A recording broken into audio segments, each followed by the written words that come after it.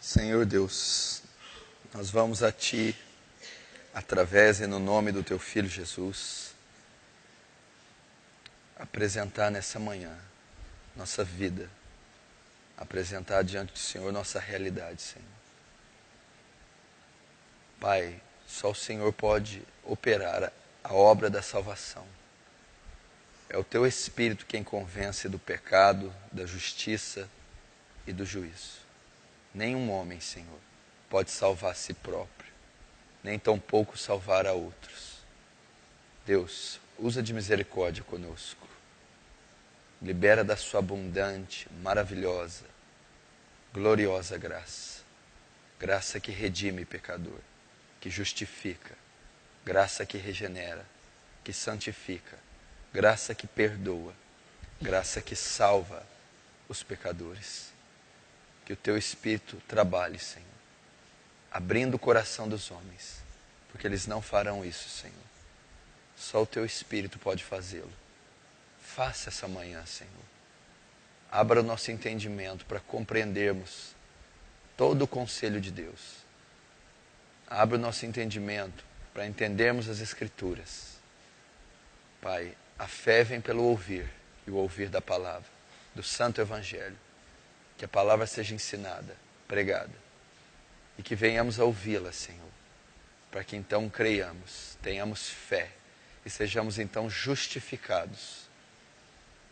Deus, opera a salvação aqui essa manhã. Salva aqueles que estão me ouvindo, aqueles que vão assistir, aqueles que não têm certeza da sua salvação, aqueles que professam fé em Jesus, que dizem Senhor, Senhor, mas não andam de conformidade com a palavra. Andam em constante carnalidade, Senhor. Estão dentro da igreja, se vestem como ovelhas, mas são bodes. Salva essas pessoas. Ensina a elas o caminho da salvação. Eu te peço isso em nome de Jesus. Amém e amém.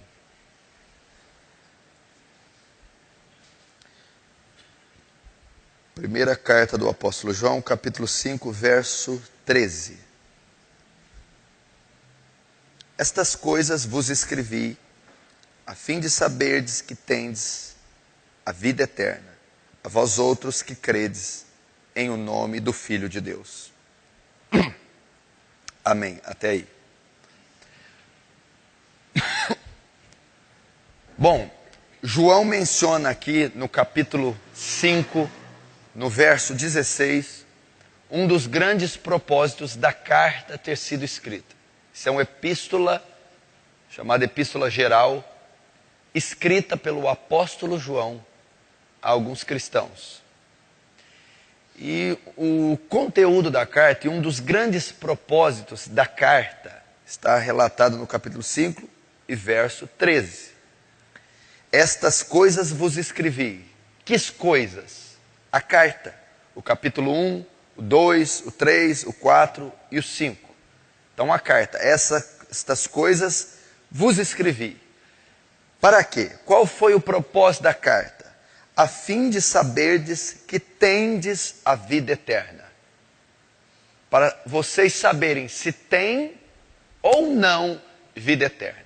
Então a probabilidade da maioria que está aqui e que vai me assistir e tem interesse nesse tema e nessa mensagem, de não ser salvo, é muito grande. Então a probabilidade da maioria que está aqui me assistindo, estar condenada, não estar salva, estar debaixo da ira de Deus, é muito grande. Por quê? Porque os que estão aqui são os que não se batizaram porque algo tem impedido, talvez um pecado, talvez uma prática de vida, ou aqueles que se batizaram, mas não têm certeza por viver uma conduta contrária à da Escritura. Então, olha que perigo se encontra na sua vida. Olha que situação você se encontra. Uma situação de condenação, uma situação de juízo, uma situação de não salvo. Então, eu gostaria que você abrisse o seu coração e tivesse consciência do seu estado e consciência do que nós vamos tratar. Vamos tratar da sua eternidade. Não vamos tratar da posição social, profissional, acadêmica, do seu casamento, da sua autoestima, da sua problema emocional, não. Vamos tratar da sua eternidade. Então eu gostaria que você ouvisse com temor e tremor. O que vai ser feito aqui não depende da sua qualidade de vida e nem vai, talvez, afetá-la. O que está ocorrendo aqui, o que vai ser dito aqui, vai produzir em você vida eterna, justificação dos seus pecados. 2 Coríntios 5,17. Aquele que está em Cristo, o que é aquele que está em Cristo? O salvo, o convertido, nova criatura é. As coisas velhas passaram e tudo se fez novo. Então está dizendo, nova criatura. Foi refeito, recriado. Ele não mudou o cabelo, a roupa e começou a vir frequentar uma igreja. Recriado, nova. As coisas velhas passaram. Que coisas velhas? O pecado, a mentira, a devassidão, a bebida, o cigarro, a droga, a injustiça, a maldade. Passou, morreu. E eis que tudo se fez novo. Então foi feita uma nova criatura. Agora o que a gente vê? Um monte de pessoas dentro das igrejas que dizem Senhor, Senhor, que professam fé, que são batizadas, mas que não são novas criaturas. Não foram refeitas, não foram recriadas. Têm os mesmos costumes, hábitos, pensamentos e coração do mundo. Então elas não são salvas. Então é assim que um pecador é salvo. E como eu tenho certeza que eu fui regenerado, que eu nasci de novo? Que a Bíblia fala, né? João 3, Nicodemos diz, Rabi, sei que é mestre em Israel, porque ninguém pode fazer os sinais, Nicodemos, necessário é nascer de novo. O novo nascimento, a obra da regeneração. Se alguém não nascer de novo, não pode entrar no reino dos céus. Então todos os artifícios que venhamos a usar, ou todos os métodos religiosos, não nos trarão vida eterna. Só entra no céu quem nasceu de novo.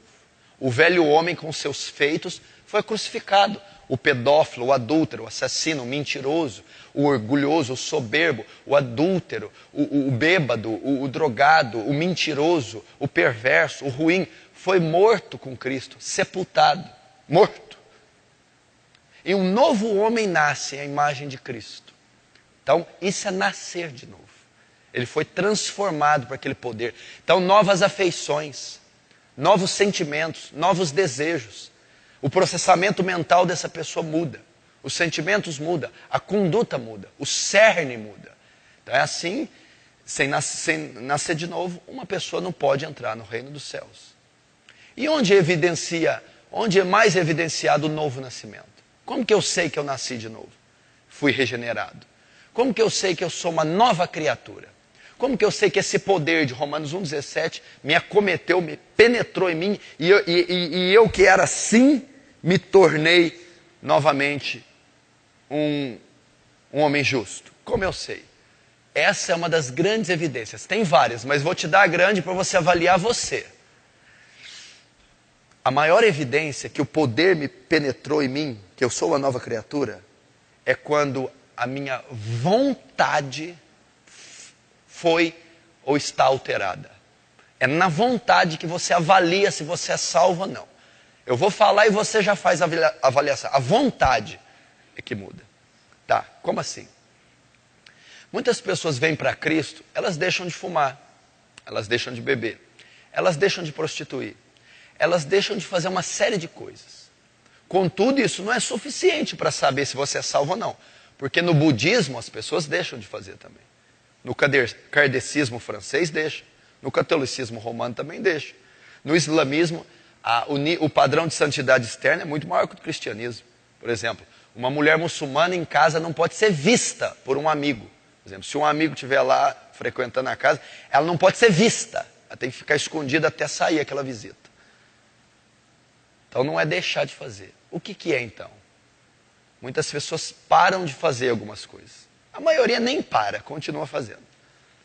Mas elas continuam gostando de fazer, apesar de não fazer. Então a vontade não foi alterada. Eu gosto, eu tenho vontade de fazer. Ah, mas eu não posso fazer porque é pecado. Quando alguém é acometido pelo poder, nasce de novo, ela não só para de fazer, ela para de gostar de fazer. E ela deixa de gostar do pecado. Ela deixa de gostar da injustiça. E a vontade também altera no outro lado. E ela passa a gostar daquilo que ela não gostava.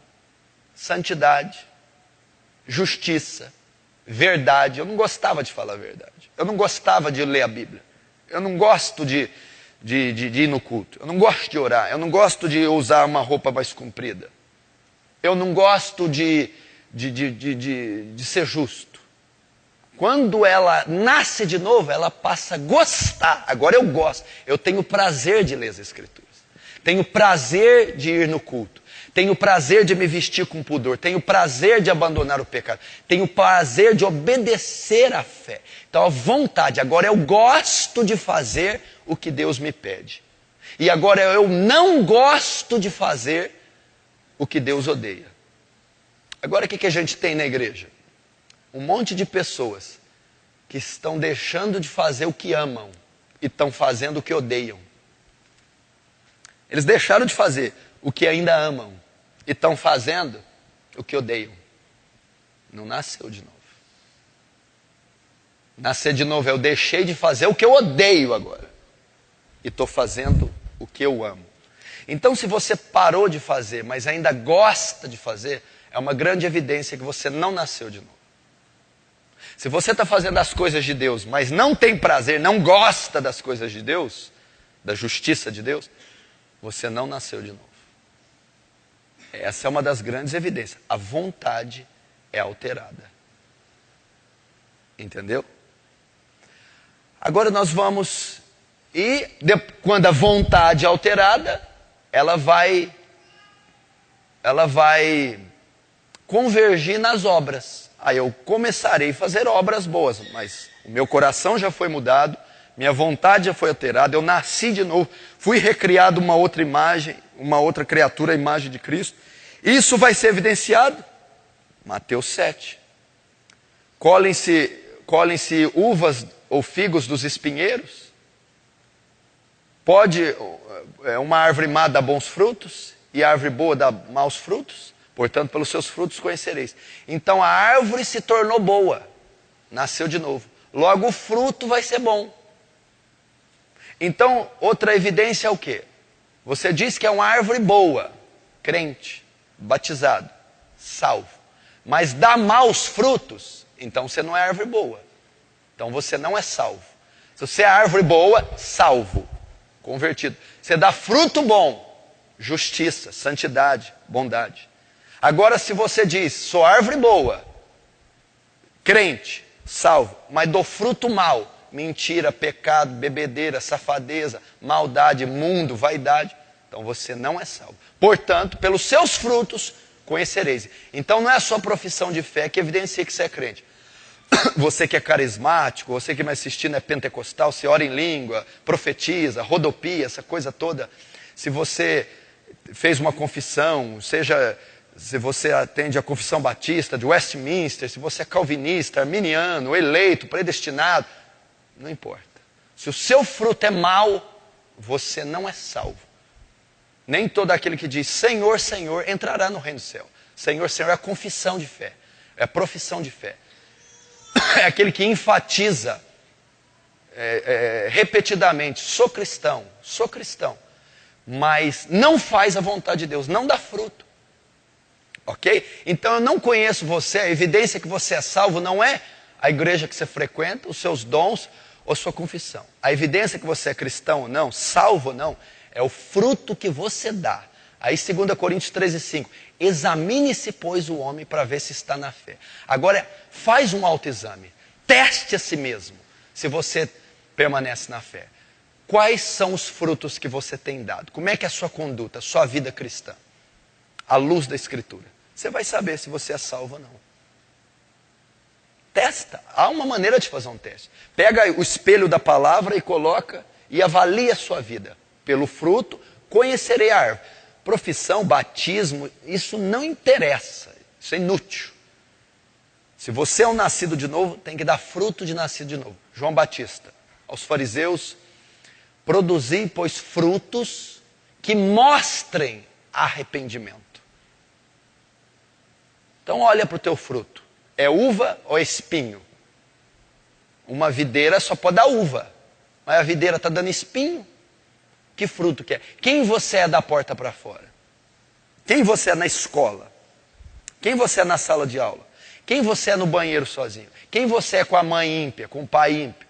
Quem é você na repartição que você trabalha? Que tipo de fruto que você dá? Não é aqui que você professa teu cristianismo. Aqui não tem importância. É quando você é pressionado. É quando você é tentado. É quando você é coagido pelo ímpio, pelo mundo, pelo pecado, por Satanás. É ali que você produz o fruto. É quando está na roda dos escarnecedores você sai. É quando você não se vende por dinheiro ou falsificação de um documento. É ali. É quando você está às ocultas e não mente, não fala palavrões. Agora, se fora daqui você falsifica documento, mente quanto a impostos, entra na internet regularmente para consumir pornografia, não tem uma postura cristã como marido, como esposa, é um mentiroso, ama o mundo e as coisas que há no mundo. Então você diz que é árvore boa, crente, mas dá fruto mau, espinho, você não é salvo, de hipótese alguma. Amém? Agora nós vamos estudar um pedaço da carta. Se eu passar um pouquinho do tempo, por favor, não fique nervoso. É muito importante o que estamos tratando. E o que vai tratar a carta? Eu vou ler alguns tópicos que vão evidenciar, que vão mostrar a conduta de um salvo ou de um não salvo. Então cada tópico vai mostrar a característica de alguém que é salvo. E se você não tiver essa característica, você não é salvo. Se você tiver, você é salvo. A carta foi escrita para consolar, porque o gnosticismo estava atacando muito aquelas igrejas. E eles estavam tendo dúvida da sua salvação. Então João vai escrever, olha, essas coisas eu escrevi para vocês saberem que vocês são salvos, que vocês têm vida eterna. Então a carta foi escrita para sabermos se temos vida eterna ou não, se somos salvos ou não, se somos convertidos ou não. Vamos ver então. Abra em 1 João capítulo 1, na mesma epístola no capítulo 1.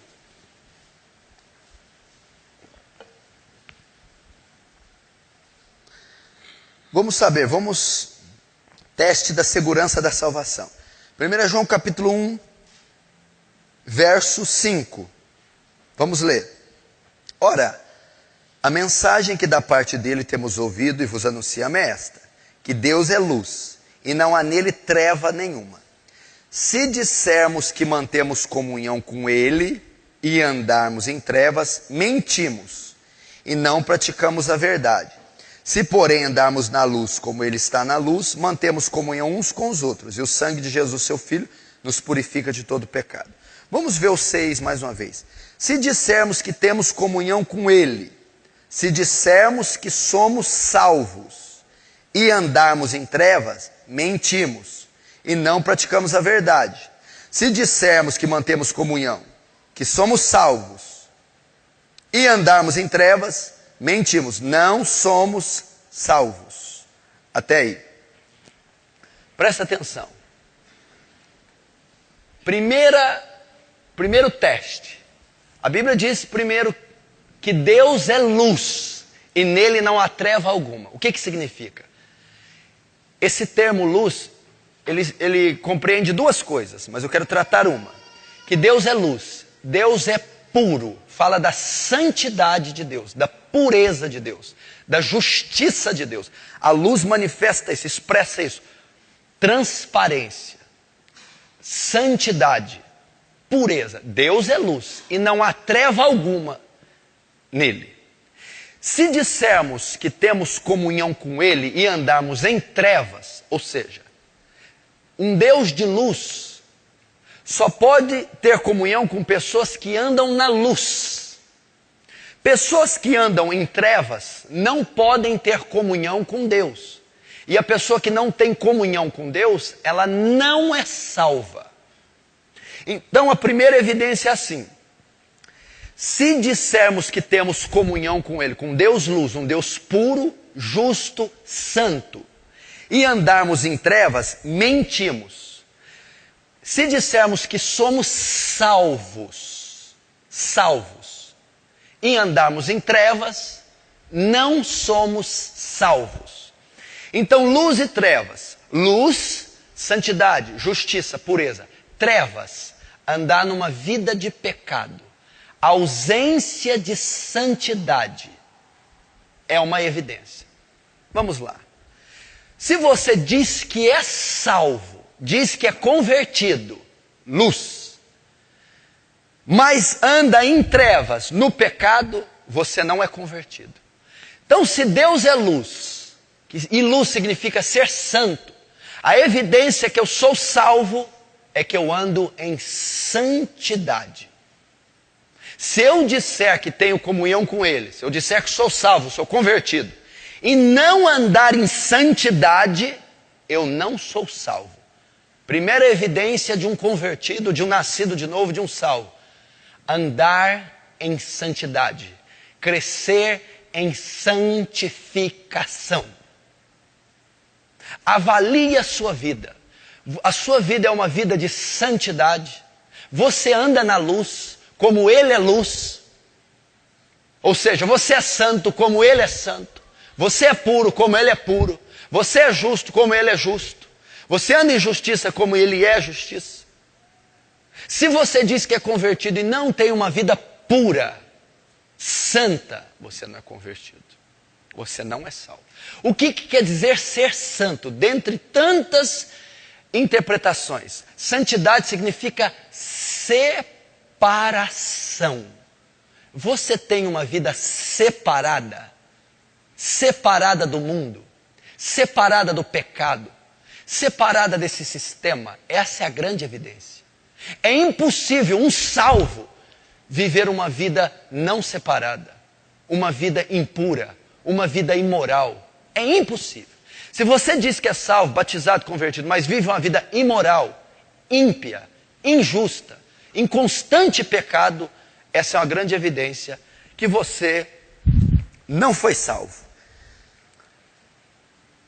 A santidade, presta atenção, é uma grande evidência. Quando você se converte, recebe a Jesus pela fé, imediatamente você é justificado. O que é ser justificado? Você é considerado legalmente justo diante de Deus. Seus pecados são apagados e você tem a dívida quitada, você é salvo. A evidência que você foi justificado, perdoado, que Deus perdoou os seus pecados, é que logo após a obra da justificação, inicia a obra da santificação. É o mesmo poder, o poder que regenera, o poder que pega a massa e recria ela. Esse poder recriou-a. Agora vai trabalhar nele a obra da santificação. Suponhamos que o homem está assim. Ele nasceu de novo, ele ainda está assim. Agora o Espírito Santo vai começar a santificar. Torná-lo a imagem de Cristo. Então, desde o primeiro dia que ele ouviu a fé, se arrependeu, foi transformado, começou uma obra de santificação progressiva. Cada dia, mês, semana, ano, ele está crescendo a estatura de Cristo, sendo conformado à imagem de Cristo, se purificando, se separando, se santificando. Agora, se não há essa obra da santificação em você, é porque nunca houve a obra da justificação em você, que é a salvação. É o Espírito Santo que opera. É uma evidência que o Espírito Santo não está atuando em você. E se o Espírito Santo não está atuando, é porque você não possui o Espírito. E a Bíblia diz na própria carta de João, quem não possui o Espírito de Deus, esse não é de Deus. Esse não é salvo. Santidade é a marca de um salvo. Separação do mundo. O que todo ímpio gosta, você não gosta. O que todos os ímpios fazem, você não faz. O lugar que os ímpios frequentam, você não frequenta. As coisas que o ímpio fala, você não fala. A vestimenta que o ímpio usa, você não usa. Separação. Isso é uma evidência. Agora, se o seu jeito de falar é semelhante do ímpio, de vestir semelhante do ímpio, os lugares que você frequenta são os mesmos do ímpio, a programação que você assiste na TV é a mesma do ímpio, não há evidência alguma de santificação ou santidade na sua vida. Então, não há evidência alguma de salvação ou conversão na sua vida. Santidade. Você vive uma vida casta, mulher. Uma vida casta, púdica, santa. É uma evidência que você é salva. Não, vive na imoralidade, gosta da sensualidade, tem pensamentos viciosos. É uma evidência que talvez você não seja salva. Você tem prazer em programas imorais. Você se assenta na roda dos escarnecedores. Você ri de coisas que Deus odeia. Você não é salvo. Santificação, pureza, separação é uma evidência. Se você diz que tem comunhão com Ele, que é salvo, mas anda em trevas, mentindo, você não é salvo. Se você diz que é salvo, que é convertido, mas não anda em santidade, em santificação, você não é salvo. A Bíblia diz assim: entrai pela porta estreita, porque apertado é o seu caminho. Estreita é a porta, estreito é o caminho. A porta é quando você recebe Jesus. O caminho, a caminhada cristã é a santificação. Tem muita gente dizendo que entrou pela porta e não está andando no caminho. Entrar pela porta, o que é? Receber Jesus. A porta é estreita, mas o caminho também é estreito. Agora eu estou entrando por uma porta estreita e andando num caminho largo. Ou seja, recebi a Jesus, porta estreita. Agora vivo uma vida de pecado, caminho largo. Não, eu recebo a Jesus, porta estreita, e ando num caminho estreito. Vida de santidade. Diz que é salvo, mas bebe? Mentira. Diz que é salvo, mas fuma? Mentira. Diz que é salvo, mas fica 24 horas na televisão? Mentira. Diz que é salvo, mas trai, prostitui? Diz que é salvo, mas é mentiroso? Diz que é salvo, vive uma vida de pecado? Mentira. A marca de um salvo é santidade, pureza na mente. O homem bom vê o mal e se esconde. Não colocarei coisa má diante dos meus olhos. Os olhos são a candeia do corpo. Não sabeis vós que o vosso corpo é santuário do Espírito Santo? É templo do Espírito Santo? Guarda o corpo. Não, a Bíblia diz que eu uso meus membros como instrumento de justiça. Membro de corpo é para justiça de Deus, é para santificação. Como é que você usa seu corpo? Ele é um outdoor de sensualidade? Como que você usa os seus membros? Você usa ele... São instrumentos de justiça? Ou são para tocar na impureza? Ou são para ter prazer? É uma evidência. Como que você usa a sua boca? Não saia da vossa boca nenhuma palavra torpe, mas somente aquela que for boa, promovendo edificação para os que ouvem. Diz que é salvo, mas só fala palavrão. Diz que é salvo, mas fala só imoralidade, piada imoral. Impossível. Como que você usa a boca? Para falar mentira ou a verdade? Portanto, deixai a mentira e falar a verdade, cada um para o outro, porque somos membros uns dos outros. Não mintais mais uns para os outros, porque já vos despistes do velho homem com seus feitos, e já vos renovaste do novo homem, que foi feito para a imagem daquele que o criou. É impossível um salvo viver em constante mentira, porque o mentiroso não herdará o reino dos céus. Está lá em Apocalipse 21:8, correto? E todos abomináveis, idólatras, adúlteros e mentirosos. O que é o mentiroso? O não salvo. Não tem como um salvo ser mentiroso. A lista que tem Apocalipse 21:8 é dos não salvos. E o mentiroso é um não salvo. É impossível um salvo que cresce em santificação ter a mentira como prática de vida. A santidade é a marca da sua vida? No vestir, no falar. E o pensamento? Pornografia, imoralidade, homossexualismo, lesbianismo, falcatrua, picaretagem, julgamento, ódio, vingança. Não. tudo que é puro, tudo que é honesto, tudo que é bom, se há algum louvor, se há alguma virtude, seja isso que ocupai o vosso pensamento. Está entendendo? Pureza. Fica com menina, toca na namorada, faz sexo antes do casamento, consome porcaria na TV, se agrada com programas de comédia da TV, Pânico, Zorra Total, que é uma manifestação do inferno aquilo lá, então você não é salvo. A marca de um salvo, andar na luz, como ele é luz. Se eu andar em trevas, uma vida de pecado, eu não sou salvo. Santidade, igreja. Separação. Separação. Nós não somos daqui, nós odiamos as coisas daqui. Aquele que é nascido de novo recebeu uma nova massa encefálica e um novo coração. Ele processa, ele raciocina, ele interpreta, ele de maneira diferente do mundo. E ele cresce em pureza, em santidade, em piedade. Se desde que você veio para Cristo isso não está acontecendo, você nunca veio para Cristo. Se desde que você veio para Cristo, você deixa a cada dia o mundo, as coisas do mundo, então você é salvo. Se você veio para Cristo e a cada dia luta com o pecado, tem vitórias, derrotas, mais luta, está crescendo e cada vez mais se desfazendo das coisas desse mundo e se separando, guardando a mente, guardando os olhos, guardando a boca, guardando o corpo, o coração, é uma evidência que você é salvo.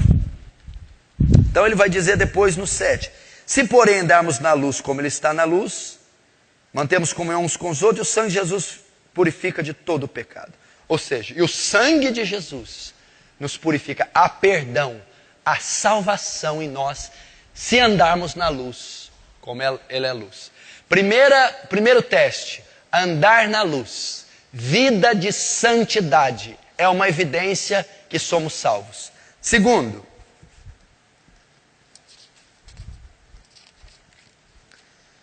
no verso 7, se porém andarmos na luz como está na luz, mantemos comunhão uns com os outros. Até aqui.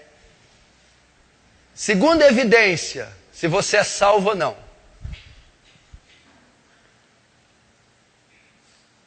A marca de um salvo, de um convertido de verdade, escuta, presta atenção, é que ele gosta de estar na presença de outros salvos.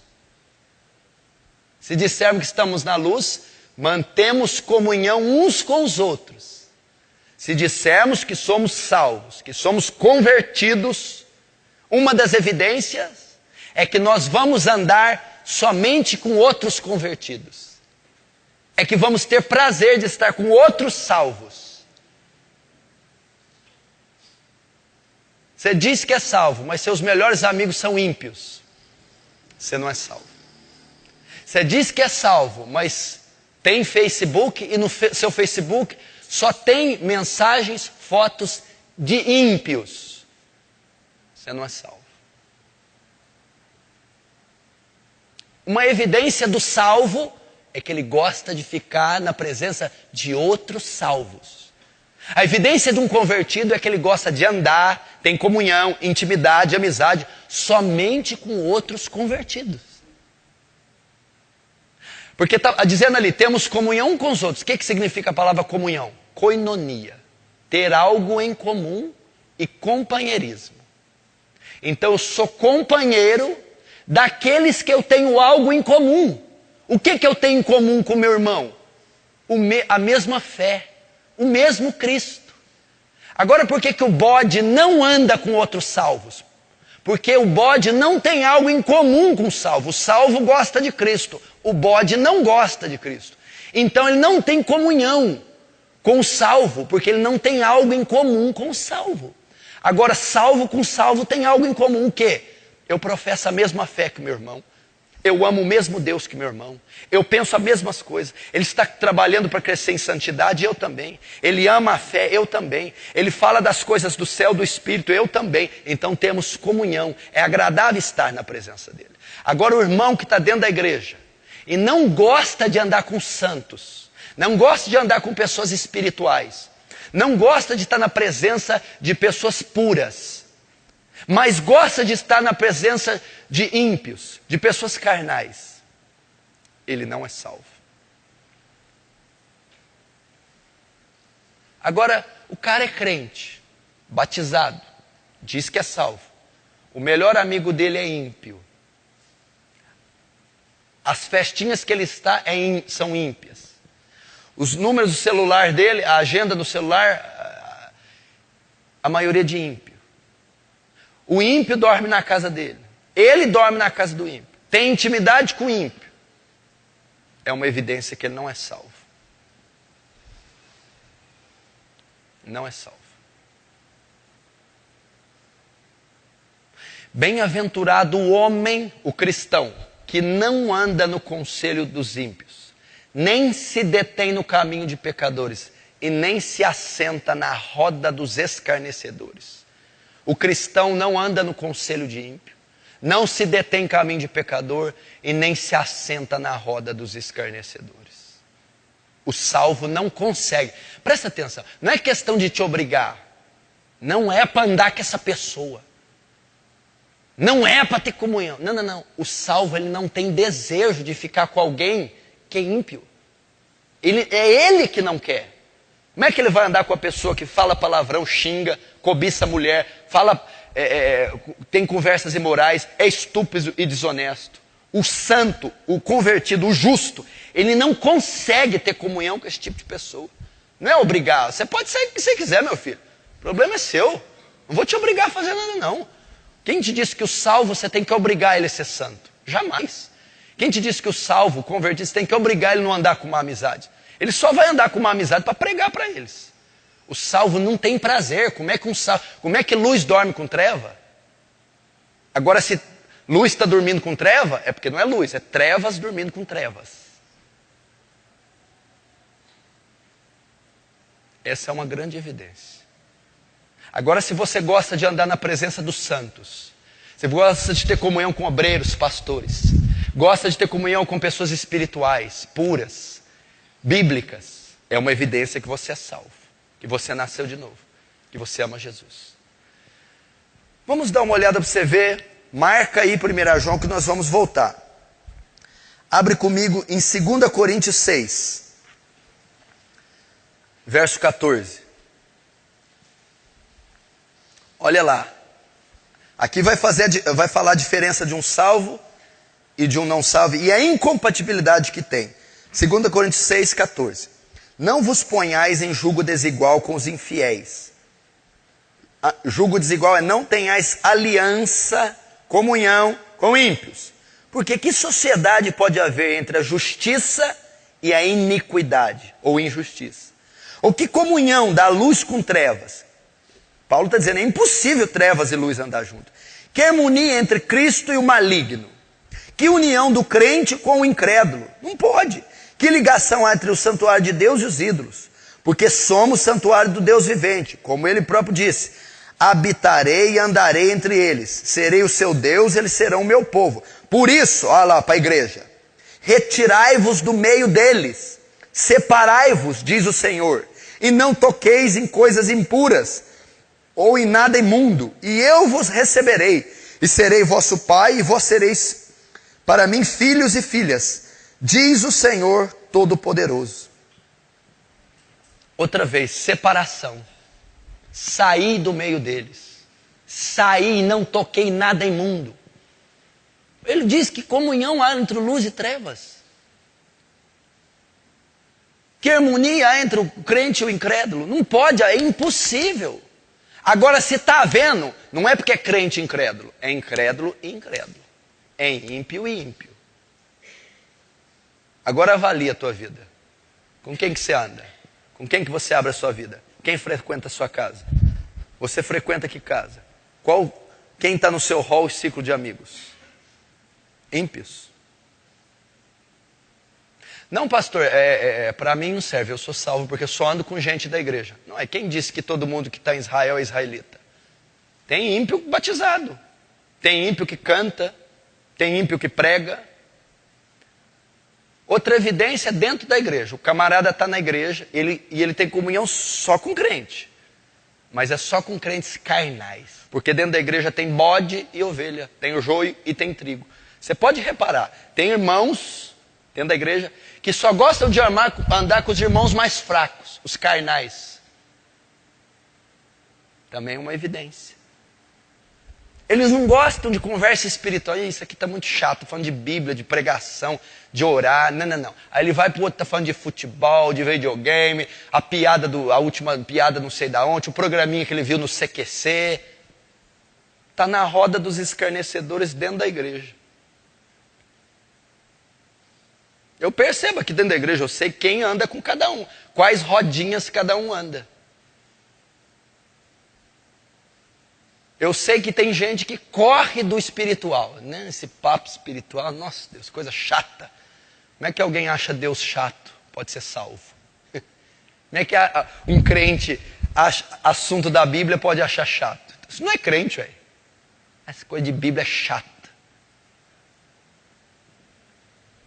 Agora abra comigo em Ezequiel 36. Ezequiel 36. Olha só, Ezequiel 36, verso 24. Tomar-vos-ei de entre as nações, e vos congregarei de todos os países, e vos trarei para a vossa terra. Isso aqui é uma profecia, uma promessa do Velho Testamento, com relação à nova aliança, com relação à igreja. Vos tirarei das nações, está falando da conversão, da igreja. Quando eu sou convertido, salvo, vos tirarei do meio dos pagãos, dos ímpios, e vos congregarei nessa terra. Fala de separação, tomar-vos-ei de entre as nações, e vos congregarei de todos os países, vos trarei para essa terra. Olha Deus tirando o povo do pecado, do paganismo, do mundo, e separando o povo e colocando em outra terra. Então aqui em Ezequiel já estava profetizado qual era a postura da igreja. Separação. De quem? Das outras nações. Ímpios. Então uma evidência do crente salvo, lá em Ezequiel já mostrava separação. Israelita só andava com israelita, só casava com israelita, só se associava com israelita e não com os pagãos. A mesma coisa, um crente só se associa com outros crentes, só tem intimidade com outros crentes, aliança com outros crentes. Ele é separado. Volta para 1 João agora.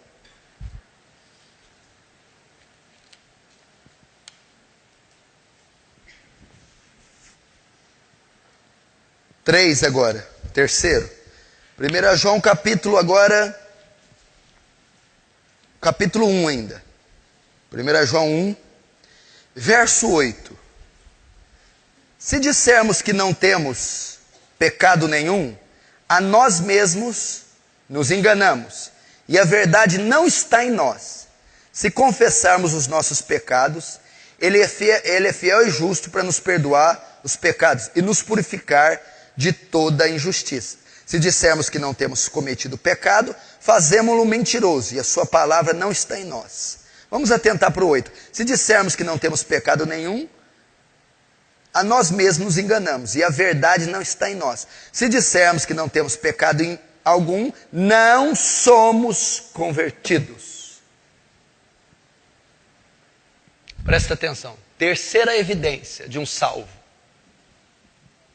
Quer saber se você é salvo? Se você é convertido? O salvo tem convicção do pecado. Convicção do pecado.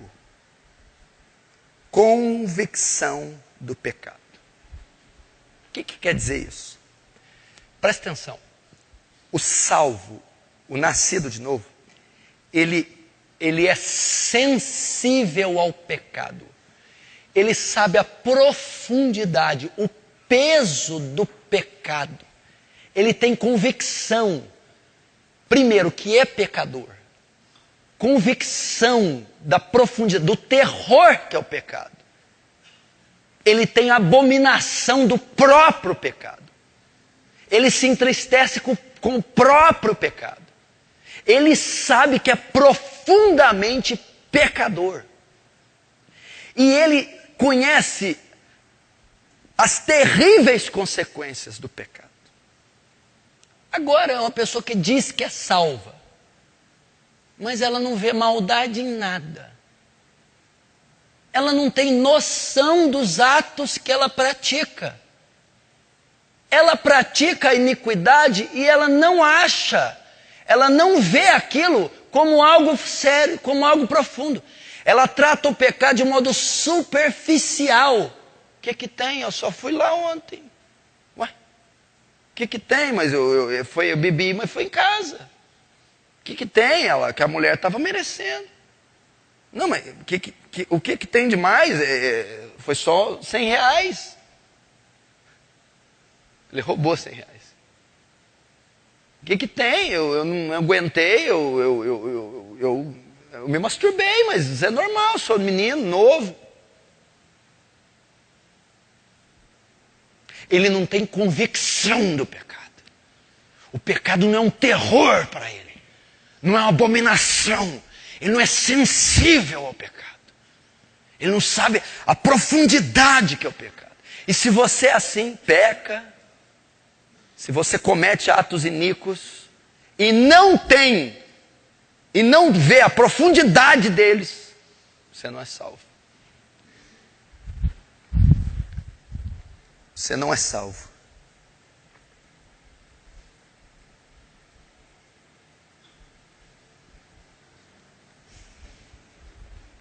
Ele também não se acha pecador.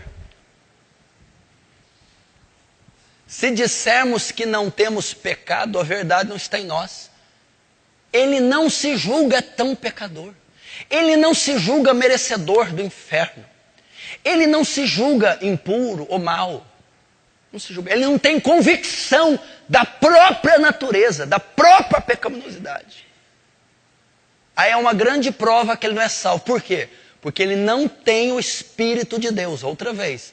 E quem não tem o Espírito de Deus não é de Deus. Olha, como você sabe que alguém que não vê o pecado assim não tem o Espírito de Deus? Porque João 14, 15, 16 diz: quando o Espírito vier, convencerá o homem do pecado, da justiça e do juízo. Se eu não estou convencido do meu pecado, o Espírito não veio até mim.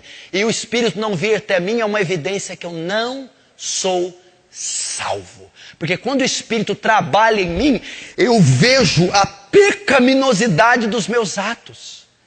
Eu vejo a profundidade do que eu estou fazendo. Então, se você professa a religião, fé reformada, pentecostal, carismática, se você é doutor, teólogo, PhD, se você trocou de credo, de rótulos, mas você não tem convicção do pecado, se você não vê os atos abomináveis que você pratica, se você vê superficialidade em tudo que você faz, se você não se julga tão pecador, é uma grande evidência que você não é salvo. Porque um salvo, ele tem convicção, ele não quer pecar, ele não quer, mas quando ele peca, ele se sente sujo, ele tem terror, pavor, ele tem convicção. É igual a Isaías, quando Deus se apresentou, ele disse: ai de mim, eu sou um homem de lábios impuros, meu Deus, eu estou perdido. Essa é a característica de um salvo.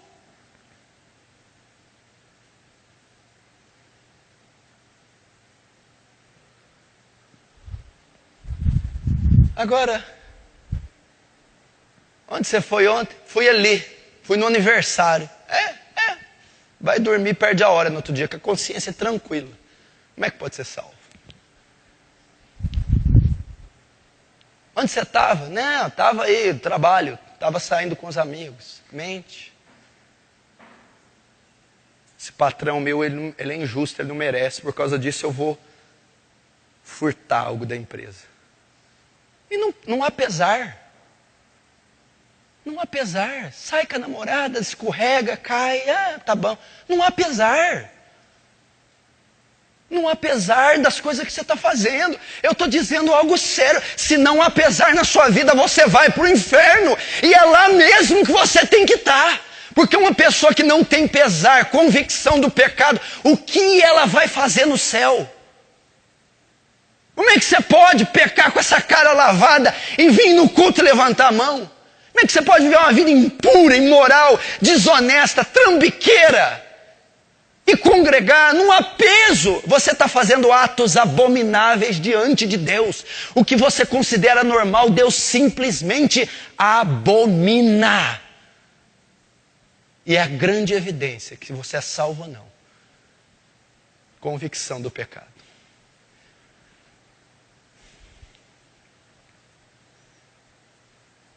Não tem quebrantamento. O que Davi fez? Você não fez um terço de Davi. Mentiu, adulterou, assassinou, pecou.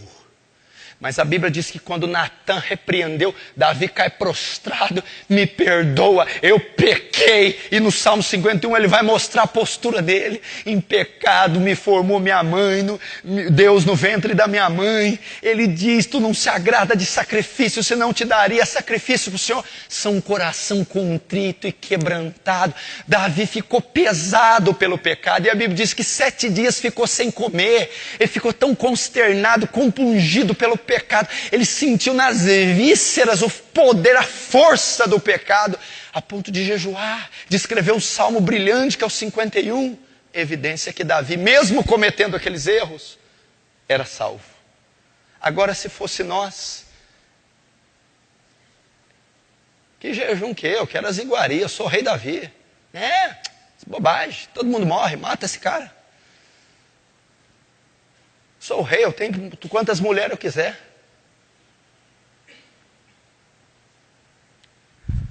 Pesar pelo pecado.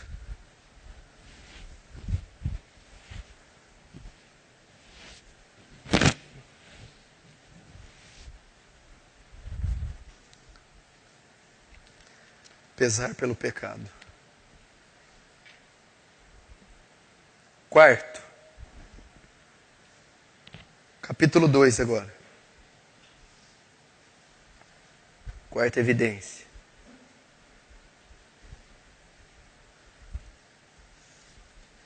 Capítulo 2, verso 3 e 4. Ora, sabemos que o temos conhecido, sabemos que somos salvos. Por isto, como que eu sei que eu sou salvo? Por isto, se guardamos os seus mandamentos.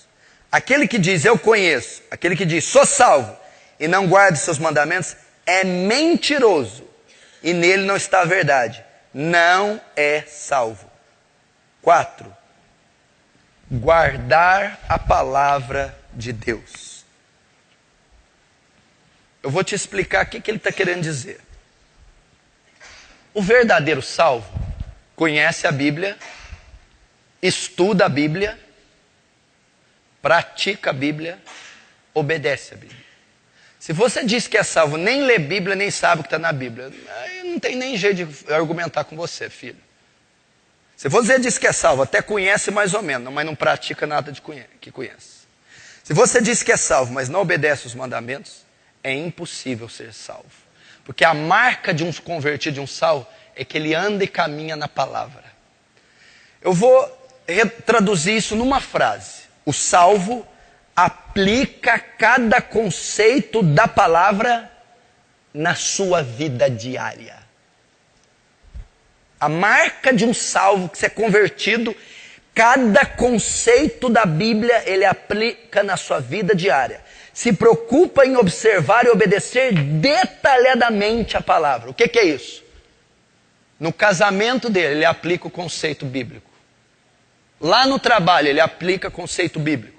Na hora de usar o dinheiro, ele aplica conceito bíblico. Na hora de fechar negócio, ele aplica conceito bíblico. Na hora de se vestir, ele aplica conceito bíblico. Na hora de se relacionar, ele aplica um conceito bíblico. Na hora de pronunciar uma palavra, ele aplica conceito bíblico. Entendeu? Ele não faz nada sem ser respaldado pela palavra. Tem que fechar esse negócio. Mas o que a Bíblia diz? A Bíblia diz assim, então vamos fazer assim. Eu tenho que usar o dinheiro aqui e fazer tal coisa com o dinheiro. O que a Bíblia diz? Assim, então vou usar o dinheiro conforme a Bíblia diz. A minha mulher fez isso.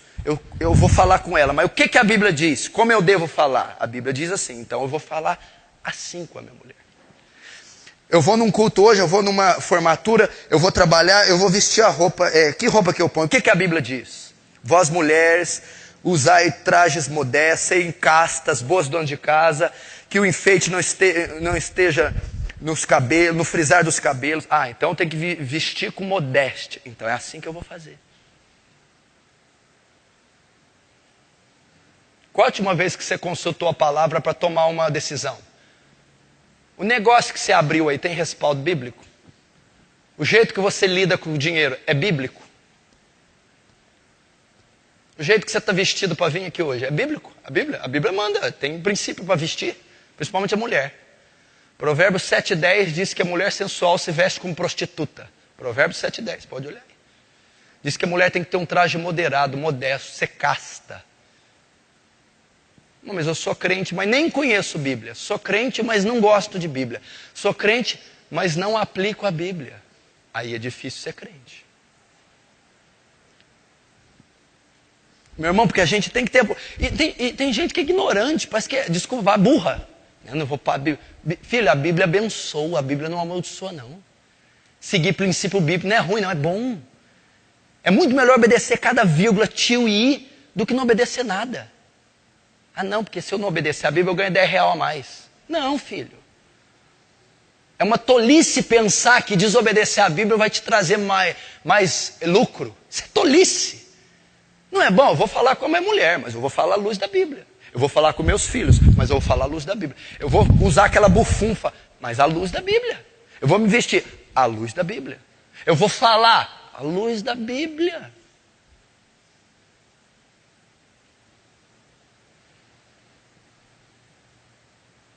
Olha lá que clareza que está a carta. Ora, sabemos que o temos conhecido. Por isso, sabemos que somos salvos, se guardamos seus mandamentos. Aquele diz, eu conheço e não guarda seus mandamentos, é mentiroso. Mentiroso. A Bíblia diz que o filho tem que honrar e obedecer o pai. Porque isso é justo. Porque é o primeiro mandamento com promessa. Para que te vá bem e prolongue os dias sobre a terra. Você honra o pai, a mãe, obedece. Porque isso é justo, é ordem, é mandamento. Não. Meu Deus, a coisa mais boa do mundo é tudo que você for fazer, um passo, um movimento. Vai para a Bíblia. O que a Bíblia diz? Consulta a Bíblia. Eu não sei muito tal. Consulta um pastor, alguém. Esta é uma evidência que eu sou salvo. Essa é uma evidência que eu não sou salvo. Guardar os mandamentos. Aplicar eles em cada conceito da minha vida. E o justo, o salvo, tem prazer. Ai do justo se ele não fizer. O justo quase morre. Ele fica desesperado se ele fizer uma coisa que não é bíblica. Meu Deus do céu, a Bíblia proibiu, por que eu fiz? Ele fica desesperado. Ele faz questão de tomar uma decisão. Não, a palavra diz, olha, as más conversações corrompem os bons costumes. Não vamos receber esse cara aqui em casa, não. Olha, a Bíblia diz que é para emprestado, para não esperar receber de volta. Deixa, o coitado não tem onde cair morto. Olha, a Bíblia diz que tem que andar com pudor. Mulher, vamos mudar essa roupa aí. Não, é verdade. A Bíblia diz que tem que pegar e disciplinar com vara. Esse menino está muito birrento, esse menino está fazendo o que ele quer. É verdade. Vamos educar. Vara. É assim.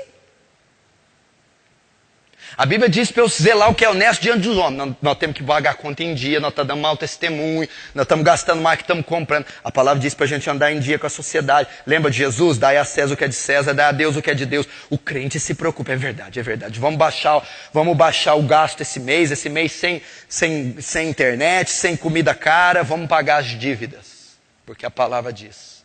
É assim a vida de um justo. Aplica, está ali vendo um programa, passa um negócio imoral, desliga, muda. Porque a Bíblia diz, não colocar a coisa má diante dos olhos, tira isso aí. Tudo é me lícito, mas nem tudo me edifica. Todas as coisas são lícitas, mas nem todas nem todas me edificam. Nem todas me convêm. A Bíblia. Quinto, Só mais 2, estamos acabando. Capítulo 2, verso 9. Aquele que diz estar na luz e odeia seu irmão, até agora está em trevas. Aquele que ama seu irmão permanece na luz, e nele não há nenhum tropeço. Aquele, porém, que odeia seu irmão está nas trevas, e anda nas trevas, e não sabe por onde vai, porque as trevas lhe cegaram os olhos. Olha que texto forte.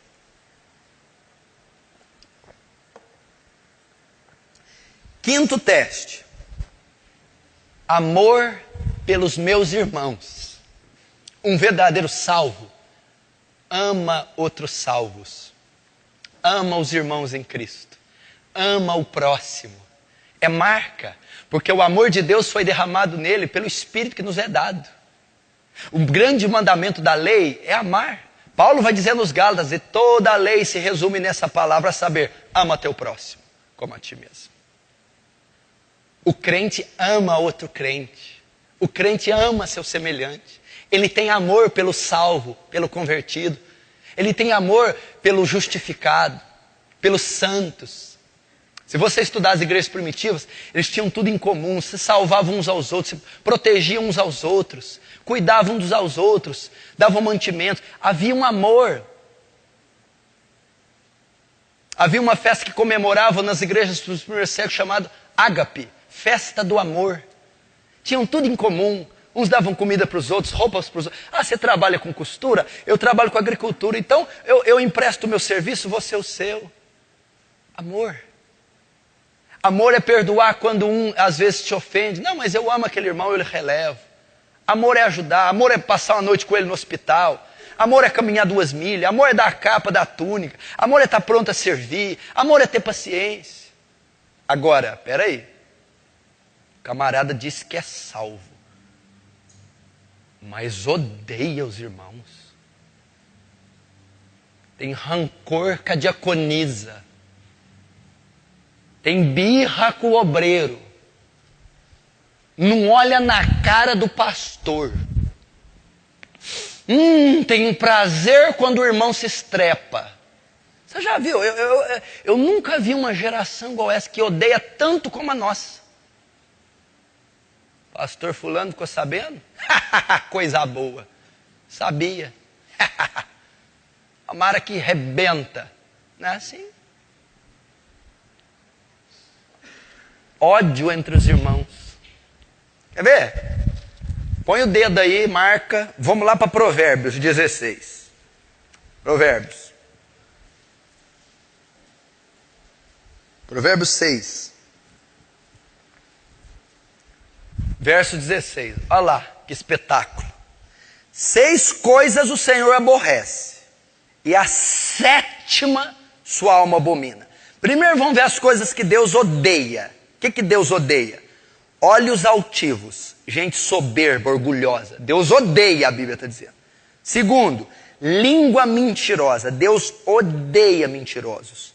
Terceiro, mãos que derramam sangue inocente. Pessoas que oprimem o inocente, que matam, que corrompem. Quarto, coração que trama projetos iníquos. Gente perversa que trama injustiça. Pés que se apressam a correr por mal, gente maldosa. Sexta, testemunha falsa que profere mentiras. Então essas 6 coisas Deus odeia. Agora vamos ver, Deus eleva o nível de ódio. Vamos ver o que ele abomina. A 7ª, e o que semeia contenda entre irmãos. Nossa, Deus do céu. Deus abomina. O que semeia contenda entre os irmãos. Como é que alguém que semeia contenda entre irmãos, fala mal de irmão, odeia irmão, pode ser salvo? Marca de um salvo: ama o seu semelhante, ama o próximo, ama os crentes em Jesus. Eu estou dizendo de amar. Sabe o que é amar? Eu coloquei aqui no original. Amar é estar satisfeito. Estar satisfeito. estou satisfeito com os irmãos. É um amor fraternal, eu tenho um sentimento de respeito, carinho, de generosidade com o meu semelhante. É uma marca. Agora a marca desse povo é uma guerra de crente contra crente, é uma guerra de ministério, parece comércio, é uma guerra de pastor, é um ódio, um desejo de ver as tripas do outro para fora. Como é que vai ser salvo isso? É irmão que não conversa com outro irmão, é irmão que não perdoa irmão. Se vós não perdoar vossos inimigos vossas ofensas, vosso Pai não perdoará as vossas. Se você está aqui e odeia e tem problema e não ama outros irmãos em Cristo ou seus semelhantes, é uma grande probabilidade de você não ser salvo, porque a marca, olha que Jesus disse em João 15, nisto conhecereis que sois meus discípulos. No que, Jesus? Se amardes uns aos outros. Ah, é? A prova que eu sou discípulo não é curar cego? Não. Não é ressuscitar morto? Não. Não é pregar bonito? Não. Qual que é a prova então que eu sou seu discípulo? Se você amar o seu semelhante. É a marca que eu sou salvo. Sexto, capítulo 2, verso 15. Não ameis o mundo, nem as coisas que há no mundo. Se alguém amar o mundo, o amor do Pai não está nele. Porque tudo que há no mundo, a concupiscência da carne, a concupiscência dos olhos e a soberba da vida, não procede do Pai, mas procede do mundo. Ora, o mundo passa bem como a sua concupiscência, mas aquele, porém, que faz a vontade de Deus, permanece para sempre. Essa aqui é uma das outras grandes marcas do salvo e do não salvo. O salvo odeia o mundo. O que é o mundo aqui? É a cultura, é o sistema dirigido pelo diabo, é a sociedade. E o salvo, presta atenção, o justo, o convertido, ele odeia o sistema, a cultura, as obras malignas do mundo. É marca, não ameis o mundo, nem o que há no mundo. Se alguém ama o mundo, não é salvo. Se você tem prazer nas coisas do mundo, você não é salvo. Se você acolhe o mundo, se você recebe com alegria, sabe? Eu tenho prazer de ver uma luta de vale tudo, eu adoro aquilo, aquela coisa inútil, aquela carnificina. Eu tenho prazer. Mundo. Eu só uso grife, eu gosto de andar na moda, estilo, vaidade, mundo. Eu gosto de cheirar, eu gosto de exalar mundo. Sabe?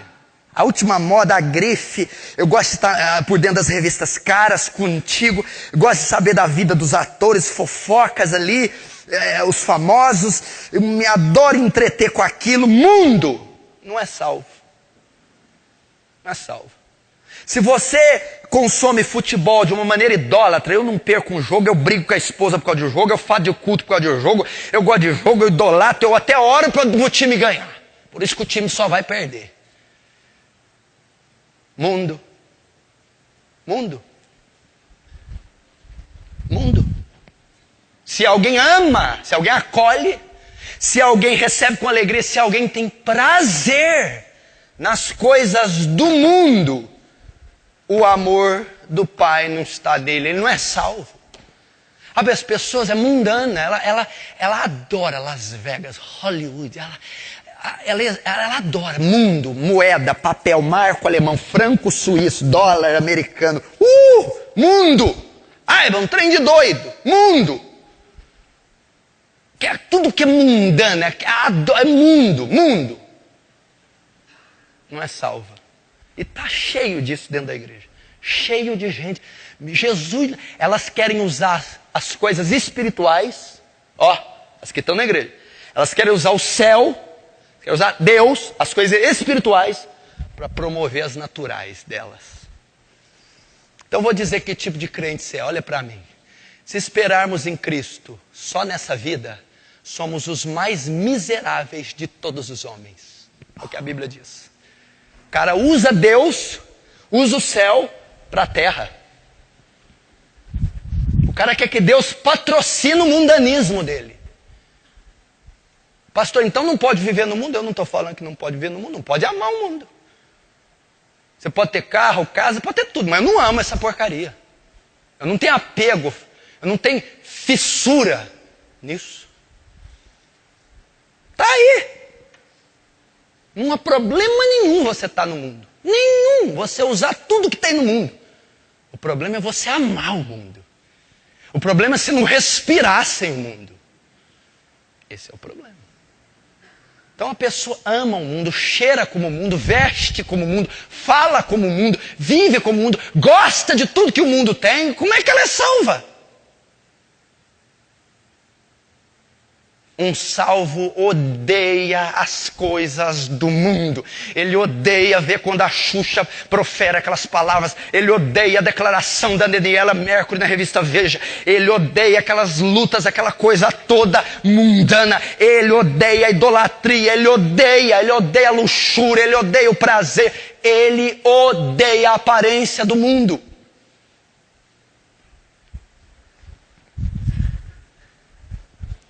Romanos 12 diz, rogo-vos pela compaixão de Deus, que apresentei vosso corpo como sacrifício santo e agradável a Deus, que é o vosso culto racional. Aí Paulo vai prosseguir.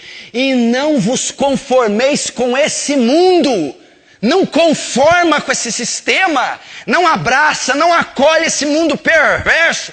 Mas transformai-vos pela renovação da vossa mente, para que possais experimentar qual seja a boa, agradável e perfeita vontade de Deus. Não se conforma com esse sistema. Eu vou te dizer, uma das grandes máquinas de nos conformar com o mundo é a televisão. Você quer mundo, está dentro da TV. A TV, tudo que é mundo está nela. E ela conforma as pessoas que assistem ao mundo. Ela introduz você, o jeito que o mundo pensa está na TV. O jeito que o mundo veste está na TV. O jeito que o mundo se casa está na TV. O jeito que o mundo educa os filhos está na TV. O jeito que o mundo fala está na TV. O jeito que o mundo pensa está na TV.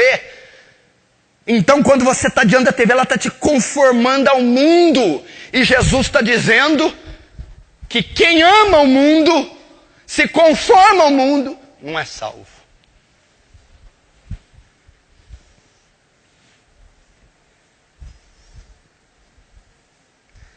Adora cultura, entretenimento. Sabe o que o Leonardo Ravenhill diz?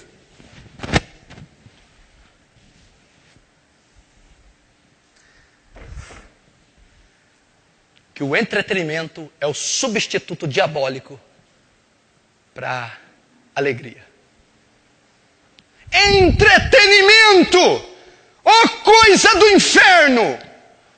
E crente fica consumindo isso. Consumindo essa política, essa filosofia mundana. Hollywood é do inferno. Aqueles filmes, essas produções, tudo que tem na indústria cinematográfica, televisiva, toda a indústria do entretenimento é diabólica. Aquilo está consumindo você. Tira o lugar do devocional, da leitura bíblica, da oração, da comunhão com a esposa, da comunhão com os filhos. Atrofia fisicamente, mentalmente, psicologicamente. O entretenimento é de Satanás. E se você é consumido por isso, idolatra, é dependente, é viciado, mundo, provavelmente você não é salvo.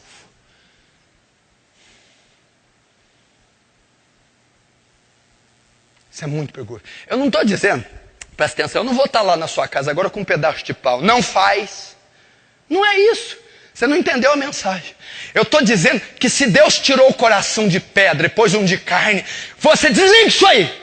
Eu vomito se eu ver isso aí. Eu não consigo consumir isso aí. Estou dizendo que eu vou te obrigar.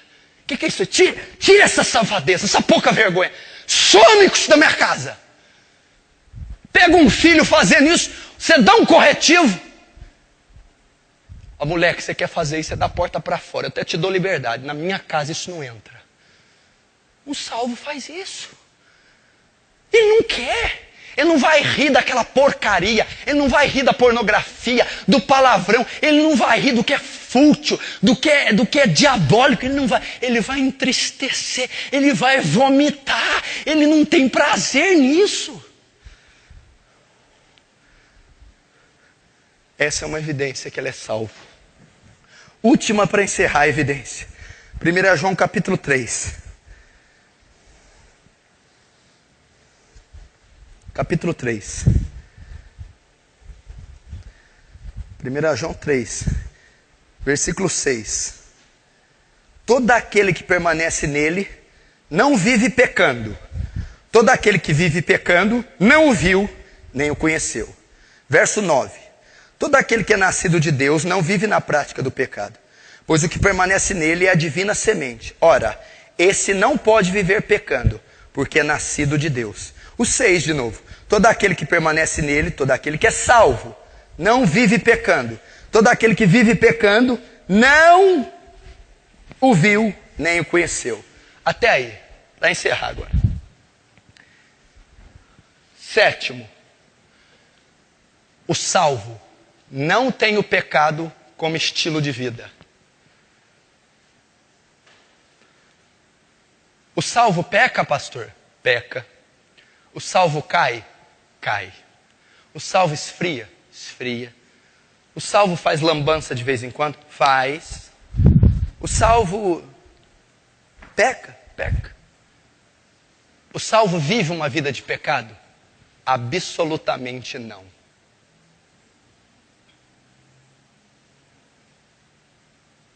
Salvo, convertido, que está cheio do Espírito Santo, o que o Senhor mostrou, que virou a nova criatura, peca? Peca.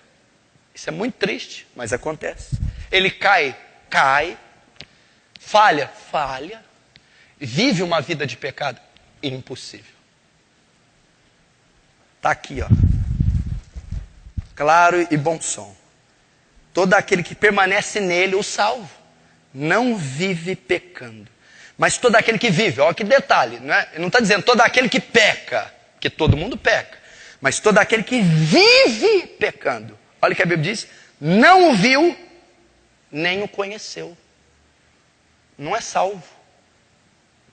Então você pode avaliar teu filho agora, pai. Ele vive a prática de pecado? Seu filho não é salvo. Não, meu filho luta com o pecado e às vezes cai, pobrezinho. Não, meu filho é sem vergonha. A prática de vida dele é pecado. Ele é ímpio, seu filho. Seu filho é ímpio. Tem nada a ver se ele está aqui, congrega colar, ele é ímpio. Teu marido, olha teu marido, vamos avaliar teu marido. Agora as esposas, porque ninguém é melhor para avaliar o marido que a esposa. Seu marido é um homem santo, de oração, luta contra o pecado, às vezes você vê ele caindo. Não, meu marido vive uma vida de pecado. Pecar é o ofício do meu marido. O homem peca a hora que acorda, a hora que deita, tudo que faz ele peca. Ele não é convertido. Aqui está dizendo que nunca viu, nem o conhece. Não, mas ele é salvo sim. Não, mas ele é salvo e vive vida de pecado? Aí não, quem vive vida de pecado é um não salvo. O salvo vive uma vida de santidade. Não tem jeito de eu dizer eu sou salvo e viver uma vida de pecado. Tem o pecado como estilo de vida? Qual a marca, a característica da sua vida? É uma luta em santidade, em oração, em busca. Aí às vezes cai. Não. A mentira é meu estilo de vida. Não é salvo. A imoralidade é meu estilo de vida. Não é salvo. A bebida, o cigarro, o roubo, a picaretagem é estilo, assim. Tudo que eu vou fazer que envolve papel, sai da frente. Tudo que vou fazer que envolve papel é desonesto. Uma vez, nossa, que dia eu deslizei, não era para eu ter feito aquilo, me perdoa, Deus. É uma coisa. Envolver papel, pode assinar tanto, isso é bobagem. Vai. Não. Não é salvo. A pessoa está lutando com a imoralidade, às vezes cai, fica triste. Não, a pessoa sai do culto, já vou pecar daqui 10 minutos. Depois da manhã também. Mês que vem, qualquer hora que der vontade. É prática de vida atender o desejo sexual. Seja solitário, seja adultério, seja vício, seja prática de vida. Você que furta lá na empresa, os cruzeirinhos, vai mais de ano, né? Prática de vida. Porque pode acontecer com o salvo, eu deslizei, eu peguei aquele dinheiro, mas ele quase morre, ele se arrepende, ele confessa. Pode acontecer. Por isso você não pode julgar alguém, nossa, Judas. Não. Pode acontecer um deslize, ele pecou, Davi matou o cara. Véio. Agora, ele está 1 ano roubando, isso aí não é deslize. Isso aí é um ímpio. Um justo não vai pegar 50, 100, 300, 10, 15, todo mês. Um justo não pode, isso é prática ímpia. Um justo jamais faria isso. Prática de vida.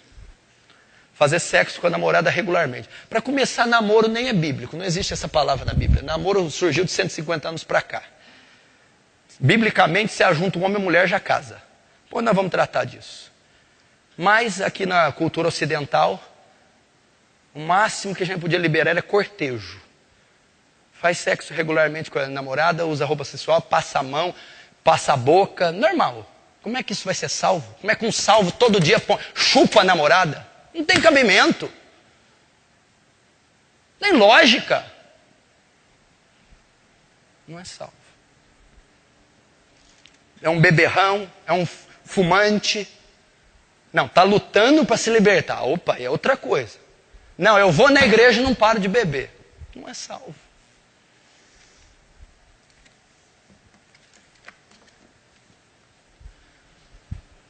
O verdadeiro salvo. Agora, se você peco, luto contra o pecado, luto, caio às vezes, caio, mas não tem uma vida, um estilo de vida no pecado, você é salvo. Ah, pastor, mas eu caí ontem lutando, você é salvo. Ah, pastor, mas eu sou tão falho e fraco, você é salvo. Você tem a mentira como prática de vida? Não. Você tem a fornicação, a adultério, a pornografia como estilo de vida? Não. Você tem a maldade, o rancor, o ressentimento? Não. Você tem a desonestidade e injustiça como estilo de vida? Não. Então você é salvo. Mas de vez em quando cometo, pastor. Me entristece, tristeza. Você é salvo.